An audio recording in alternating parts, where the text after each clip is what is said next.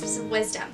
Today is our part 2 of my conversation with Aunt Jo about dating, and I know you all just want to hear the rest of the story, so I'm just going to get right into it and not do a whole lot of introduction. Don't forget, this is only part 2 of her story, so if you missed part 1, go back and watch that because it might not make a lot of sense if you didn't see part 1. And also, this is more of her sharing how their standards for dating then made their marriage and their engagement so much better. So stick around until the end because we also have a Q&A where you sent in questions and we're going to answer them for you. So how long was it that you were dating before you got engaged? So we dated exactly a year. So our first date was on Memorial Day of 2004 and we got engaged on Memorial Day of 2005. Wow, that's cool. That's neat, and it's nice that it's like Memorial Day. You can like remember that it was Memorial Day. So it's a special. It's an anniversary of our first date and an anniversary of our engagement. So yeah. So maybe tell a little bit of the story of how you got engaged. That's engagement. A fun story. That is a fun story.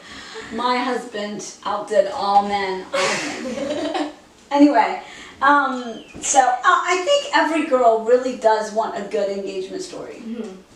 And we do have to be careful that we don't idealize that and make that be something that we're disappointed if that's not something our fiance then can deliver. Our plans were that I was going to come to Pennsylvania for a week. I was still in South Carolina at the girls' camp, and I was going to fly to Pennsylvania and then be here for a week, and it was going to end at his sister's graduation, and then after his sister's graduation on Friday night, he was going to drive me to Pennsylvania, South Carolina, from Pennsylvania.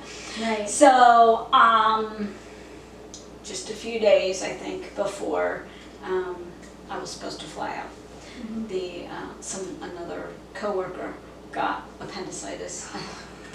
No! What a perfect storm! All hands on deck. So I had to cancel my vacation, and I was so disappointed because I was really looking forward to this.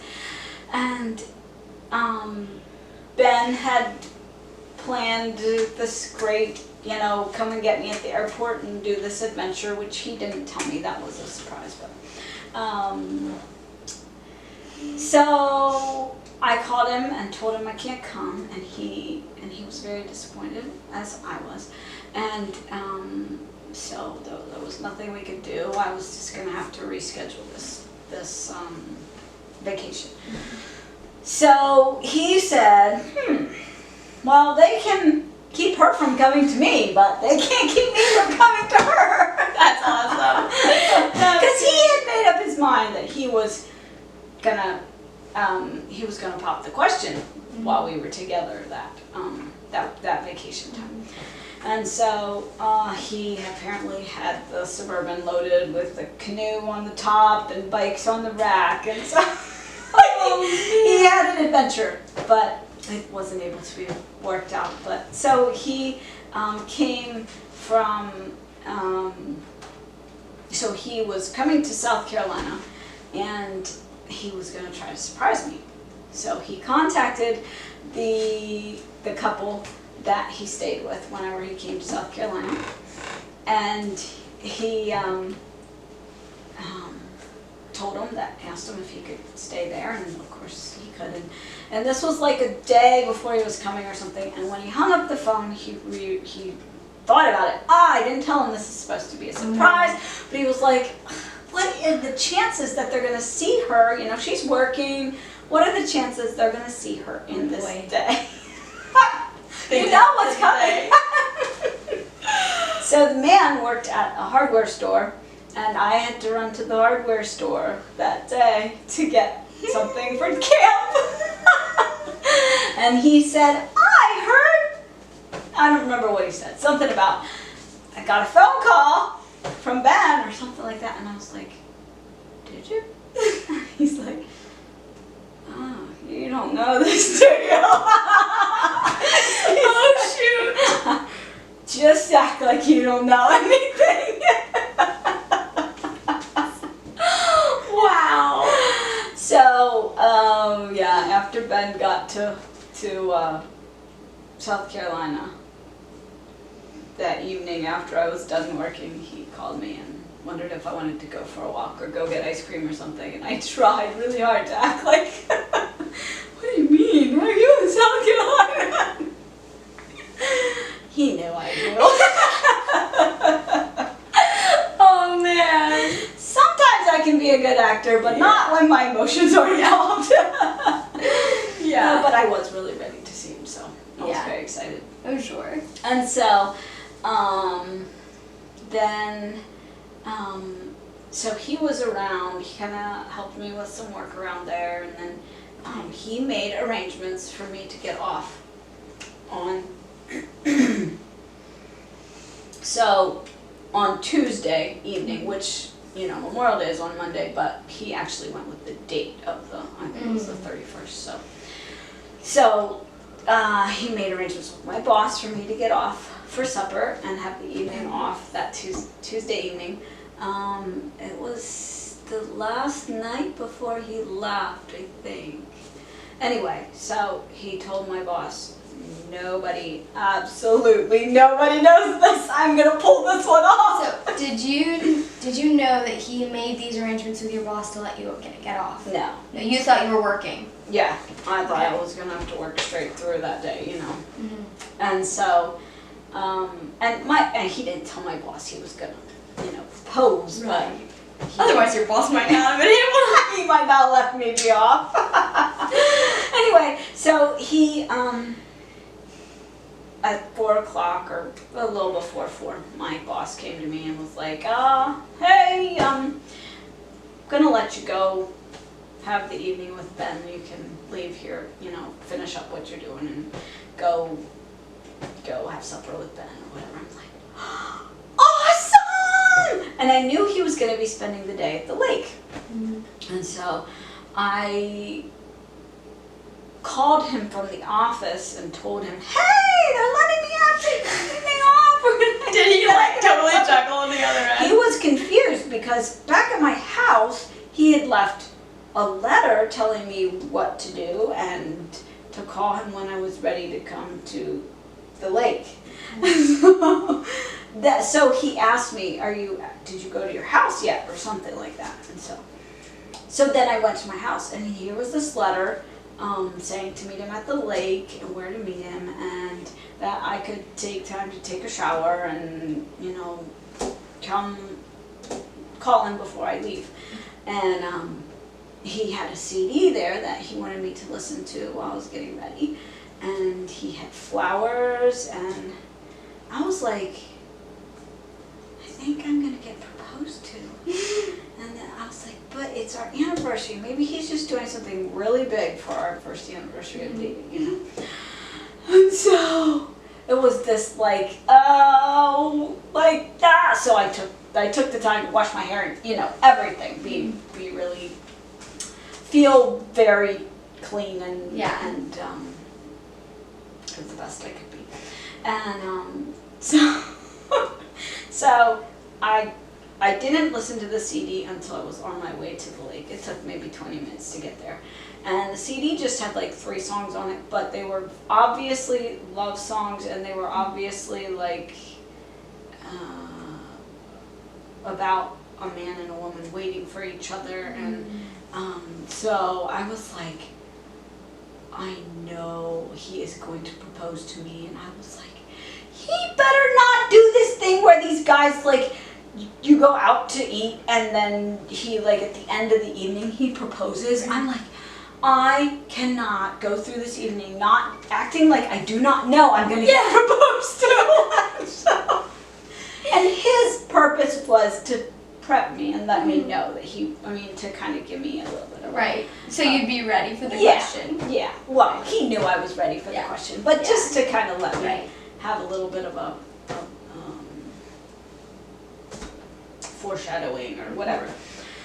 I'm having a hard time with my words tonight. My brain's going faster than my mouth, or my mouth is going faster than my brain. Anyway, so I get to the parking lot and I had to walk. It might have been close to a quarter mile till I got to the lake from where I parked at the parking lot. And I saw his car in the parking lot, so I knew I had called him and I knew I was supposed to meet there. And I knew he was there, and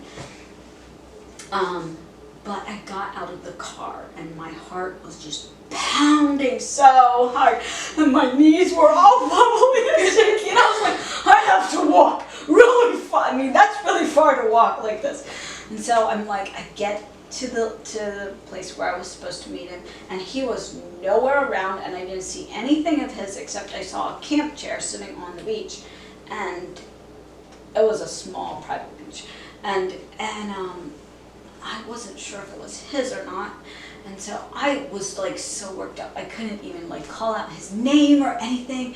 Finally I got up enough wits about me to call out his name, and there was no answer, and I was like, there wasn't a note on the chair or anything. Finally I was like, I guess I'm just gonna sit here because I need to sit. Yeah. And about the time I sat, then he came within view around the corner, canoeing on the lake, and so then he got out of the boat and he came and genuflexed in front of me and had this whole letter about being on a journey and how he wanted to take me with him on this journey, and asked me if I would marry him, and said he loved me. And that was the first time he said he loved me. That's actually a really special thing. It is really special. You know, one of the reasons that, let me finish the story. Mm-hmm. So I like fell on his shoulders and cried, and all of a sudden I was like, oh, I didn't say a yes. I'm like, yes, yes. And he knew. He wasn't worried, but anyway. So anyway, one of the reasons that we wanted to wait to say I love you is because if we had been saying I love you our whole almost year of dating, we would have wanted something deeper to say when we were engaged and actually committed to each other. Mm-hmm. And what do you say? Mm-hmm. I love you. Yeah. Right, and that sounds silly. Yeah, Right. yeah. So that it really did give those words special meaning and more heavier, Mm-hmm. a heavier meaning maybe. Mm-hmm. So yeah, that was really neat. Yeah. And so then, this isn't done yet. So then he's like, you want to go for a canoe ride? And I'm like, well, sure. So we get in the canoe and we come around to the next cove, and there he had it all laid out. He was ready for a meal. Like, he had a table and chairs with a tablecloth and goblets and sparkling grape juice and flowers and tiki torches, and it was very romantic. Yeah. And my favorite meal. Steak and baked potatoes and salad and even those little like pies like you get at McDonald's. Yeah. Oh, I'm not even hungry. He had cooked it out there on the lake and everything. On the shore of the lake. And so, anyway, I managed to eat about half of it or something, and then we enjoyed just sitting there and making plans. That's awesome. And really the only thing, okay, so now we're engaged. The only thing that changed was we were saying, I love you now. Mm-hmm. And I don't think we really changed anything else. And it was okay, because that's how we had planned for it to be right from the beginning. And we had changed something a little bit, Right. Because once you get to the engagement, once you get to you are committing to each other then. Mm-hmm. And it feels like something should change, Mm-hmm. Right. So it was nice to have that. Yeah. That change. Yeah, and it's nice that it wasn't such a drastic change, that it wasn't like, now we're gonna be like front hugging and kissing and like Right. all of that. Like it was just like, Right. we're committed to each other and so we can say I love you now. But it wasn't like, now we get all the privileges of marriage yet. Right. It was still saving that and being completely pure for Right. marriage then. Right. Exactly. And did you feel like then on the wedding day, that when you got to have your first kiss and when you gave a real hug for the first time, that was really special then? Yeah.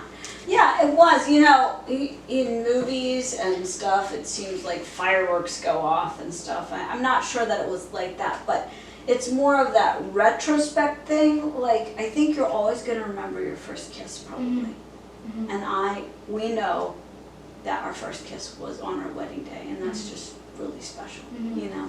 Right. We wanted to have, we took our pictures before our actual wedding outside, and we wanted to have kissing pictures. So we actually met, once we were dressed in our wedding clothes, we met and had our first kiss. And then we reenacted it. The photographer came in and we reenacted it and got pictures. Nice. And then we went and did the pictures outside and included kissing pictures. So at the altar was not our first kiss, but it was on our wedding day. Right. So. I got to be your flower girl. You were such a cute little I flower remember girl. Uncle Ben carrying you down the aisle. He was so impressed. That was impressive, by the way. Okay, so going back a little bit, during your dating, what would you say the best piece of advice was that you got going into dating a relationship? It could be a Bible verse, it could be, advice someone gave you. What would the best piece of advice be that you received about dating? I think it was probably just the fact that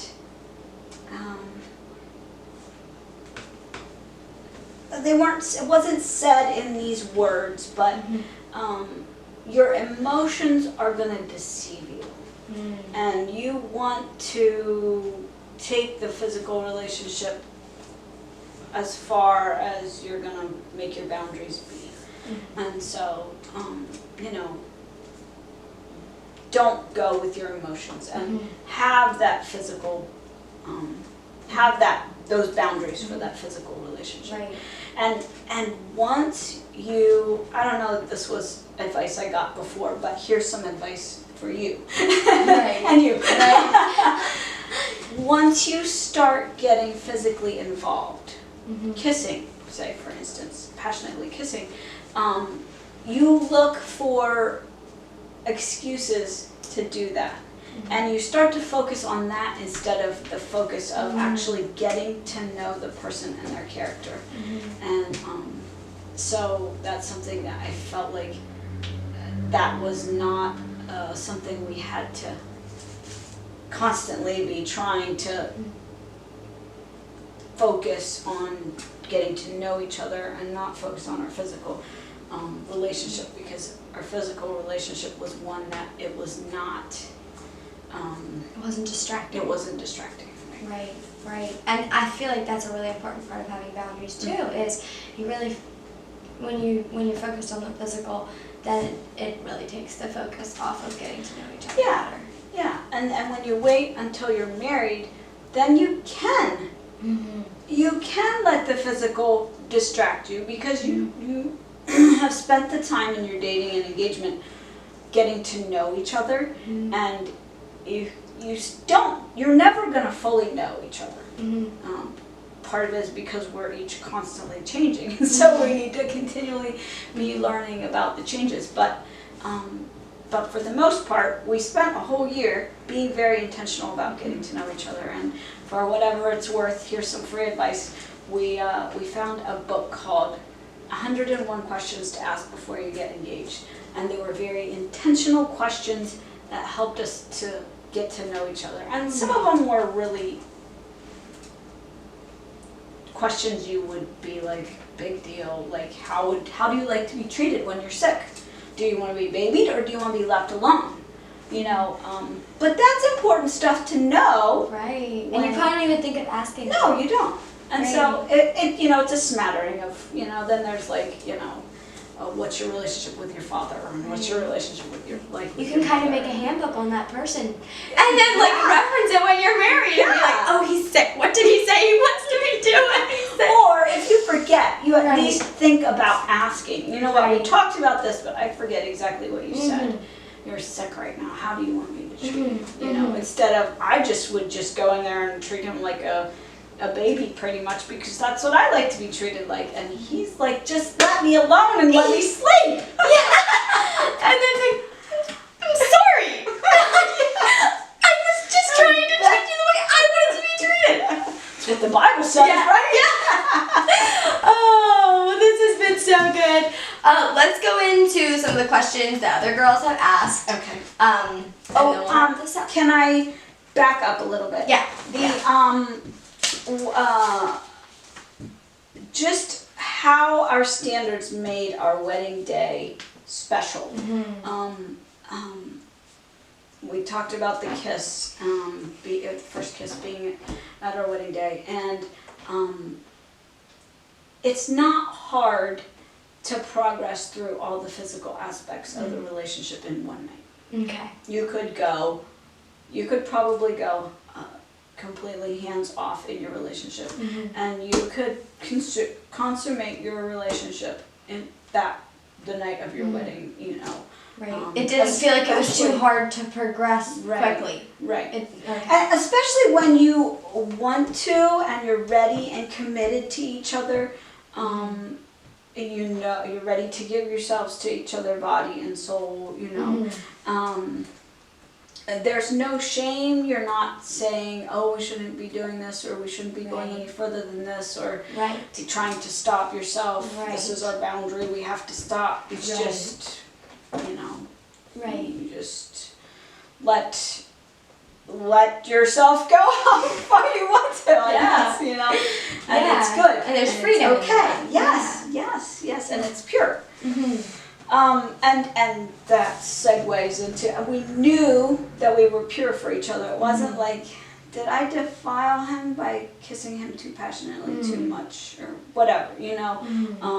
We felt like our boundaries were, there's a story, or there's, I've seen it illustrated like a cliff, like a road between a cliff and a mountain, you know, and it's this narrow road, and the cliff is of course intercourse, and against the mountain is probably no physical interaction, and so how close do you want to get to the edge of the cliff? Right.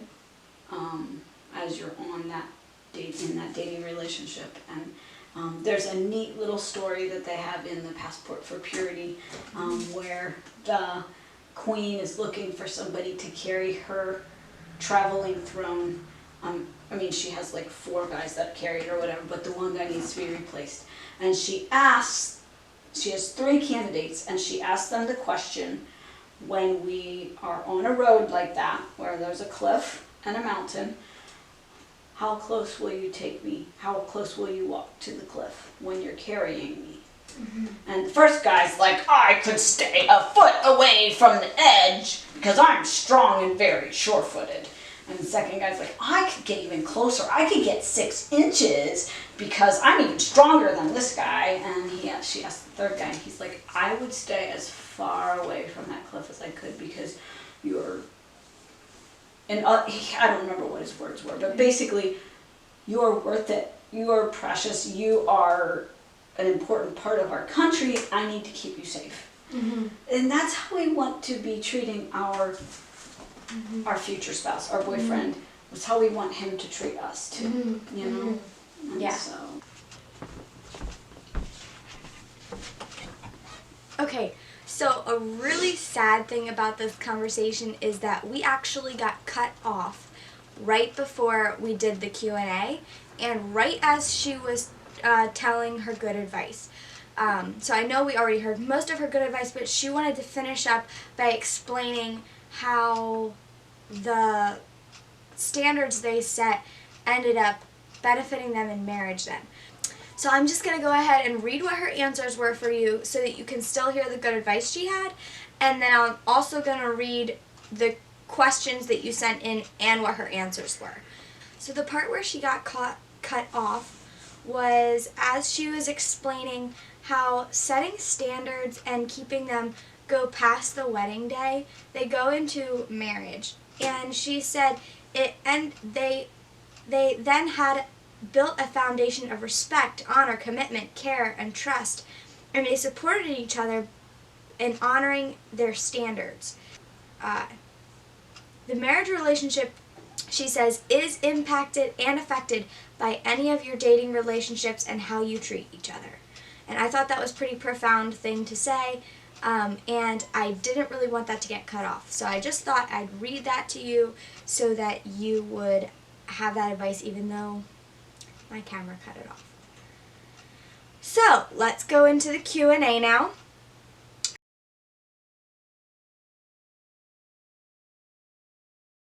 Is there a such thing as setting my standards too high?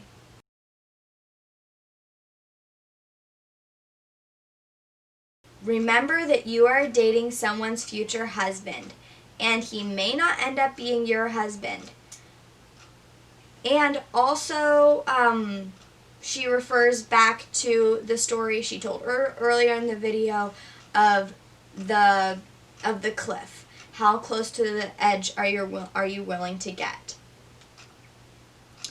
Next question. How should we expect to be treated by our boyfriends? Her answer was, like a queen. He should be honoring your standards. His words should be honoring towards you. He should be opening doors for you, paying for your food and activities that you do on dates. He should honor your time. If you have a curfew, he should be getting you back by then. And driving responsibly. Remember, your life is in his hands. He needs to be protecting you if need be. Your next question was, what are some good guidelines to have while dating to keep one pure in thought and actions? Here's what Joe said. I feel like suggestions have been made already in our conversation here. Remember that one thing leads to the next. Holding hands eventually leads to super holding hands. A little goodbye kiss eventually leads to passionate kissing, etc. So the further you stay away from the cliff, the safer you'll be to staying pure in thought and actions. But also remember that what we read and watch on movies and TV can easily stimulate our thoughts to impurity. So guide your eyes, heart, and thoughts. All right, sounds like good advice so far. Next question. How can a girl not become too emotionally attached too soon while dating? Last question. When is it okay to say I love you? Her answer was, think about what you want I love you to mean in your relationship. I'm glad that we waited until engagement because it meant something more significant than if we had been saying it from the beginning of our relationship. I think that she had a lot of really good advice for us, and keep sending in your questions and comments about these conversations I'm having with people because it makes it easier for me to tailor my content to you as an audience. So thank you for all the questions you sent in, and I hope that this conversation has been really helpful for you. Don't forget to subscribe if these are the kinds of videos that you want to continue watching.